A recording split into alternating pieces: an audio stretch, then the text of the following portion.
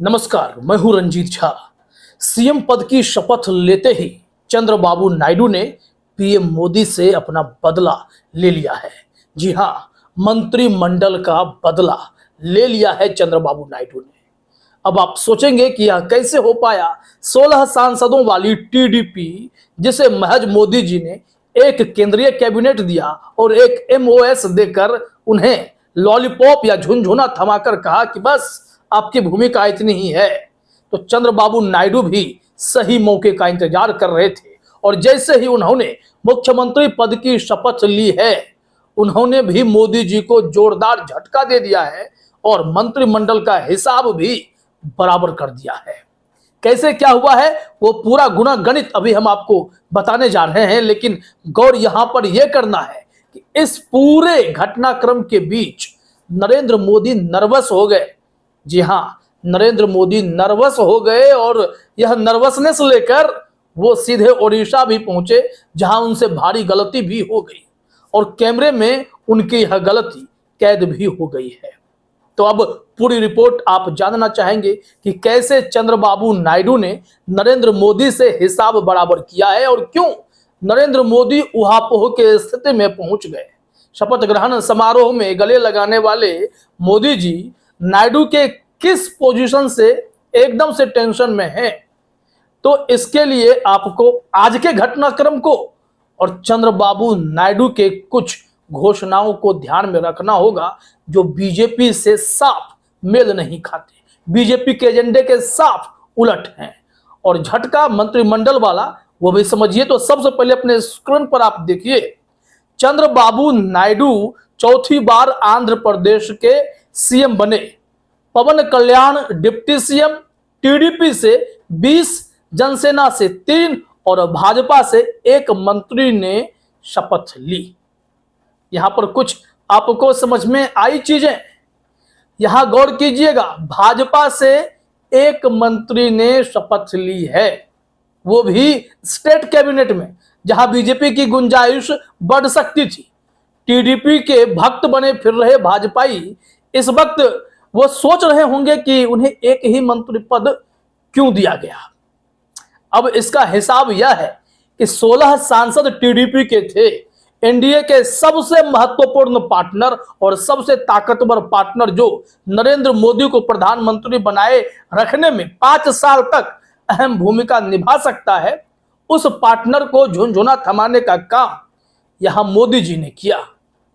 तो फिर राज्य में चंद्रबाबू नायडू क्यों इन्हें भाव देते? अब इन्हें भी मात्र 1 मंत्री पद दिया गया है, जिससे खबर है कि भाजपाई अंदर से एकदम छटपटाए हुए हैं।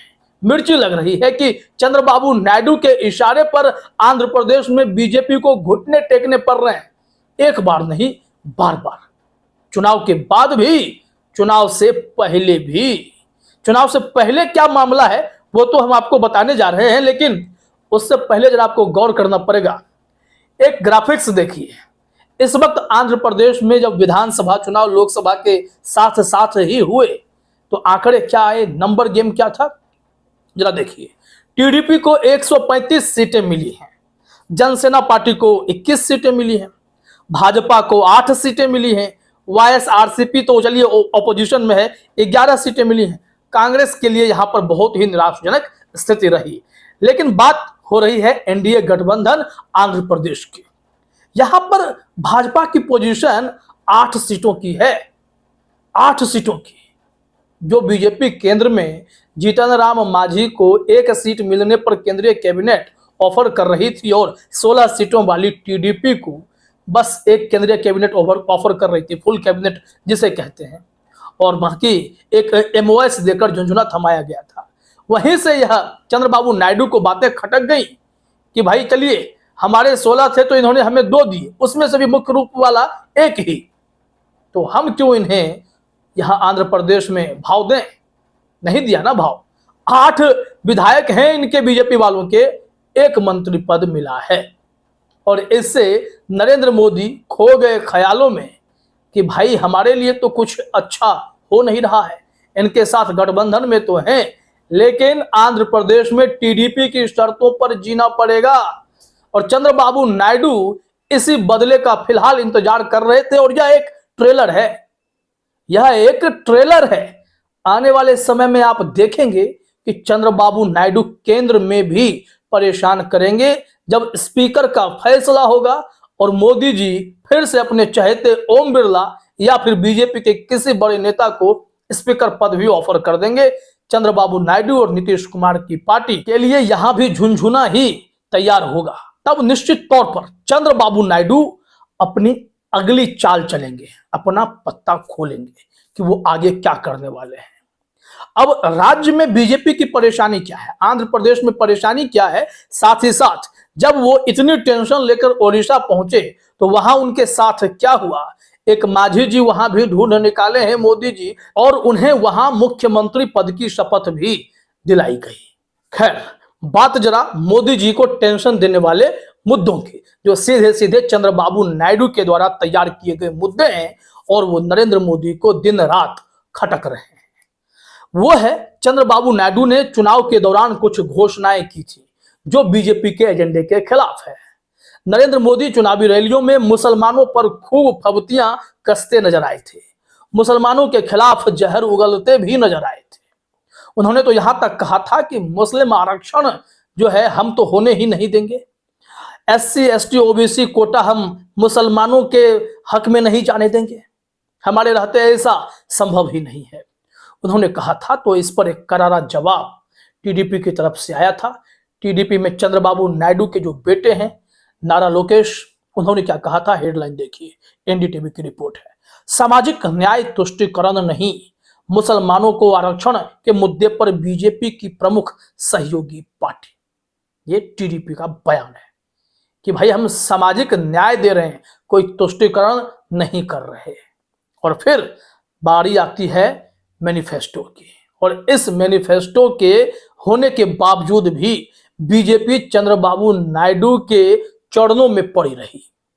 जरा देखिए, और यह समझ में आता है कि बीजेपी की मानसिकता और मुसलमानों के प्रति नफरत जो है वो केंद्रीय कैबिनेट में दिखाई तो पड़ती है, भाषणों में दिखाई तो पड़ती है, लेकिन स्टेट वाइज सत्ता के लालच में ये तमाम चीजें धड़ी की धड़ी भी रह जाती हैं।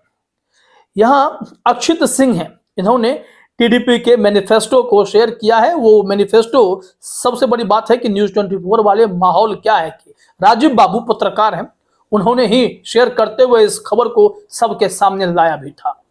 कहा गया कि भाजपा गठबंधन के साथी टीडीपी के घोषणा पत्र का कुछ अंश, 50 वर्ष से ऊपर के मुसलमानों को पेंशन, हर बड़े शहर में ईदगाह और कब्रिस्तान के लिए जमीन, 5 लाख बिना ब्याज के मुसलमानों को लोन, इमामों की तनख्वाह 10,000 रुपए, हर मस्जिद के रखरखाव के लिए 5,000 महीना और 1 लाख रुपए एक मुश्त सहायता राशि। इसके अलावा मुसलमानों को 4% आरक्षण का वादा हर सभा में चंद्रबाबू नायडू ने किया ही है। भक्त मौन मुद्रा में चले गए हैं। अब देखिए, इसमें जितने भी मुसलमानों के लिए कुछ हितकारी फैसले लिए गए हैं, इन तमाम फैसलों की विरोधी भारतीय जनता पार्टी हमेशा रही है। और ऐसे में नरेंद्र मोदी खुद, अमित शाह खुद मुखर होकर मुसलमानों के खिलाफ बोलते आए हैं, मुसलमानों को मिलने वाले लाभ आरक्षण पर बोलते आए हैं। तो यहां इस वक्त जब मुस्लिम आरक्षण की बात हुई, जिसे तुष्टिकरण कहा जाता रहा बीजेपी के द्वारा, उसे टीडीपी ने सामाजिक न्याय कहा, तो बीजेपी वाले आंध्र प्रदेश में सहमत हो गए। भले ही वो बीजेपी वाले अपनी सियासत से मुसलमानों को बेदखल कर चुके हैं, उनकी पार्टी में आपको ना कोई सांसद ना कोई विधायक ऐसा दिखेगा। और सीधी सी बात है कि इन लोगों ने कैबिनेट में किसी को जगह भी नहीं दी।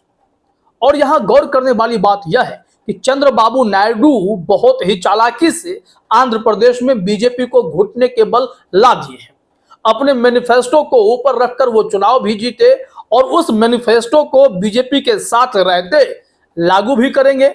इसके अलावा कैबिनेट में, मंत्रालय में, स्टेट कैबिनेट में चंद्रबाबू नायडू ने बीजेपी को भाव ही नहीं दिया, मात्र एक चेहरे को मंत्री पद दिया है। वो भी कौन सा मंत्रालय मिलेगा?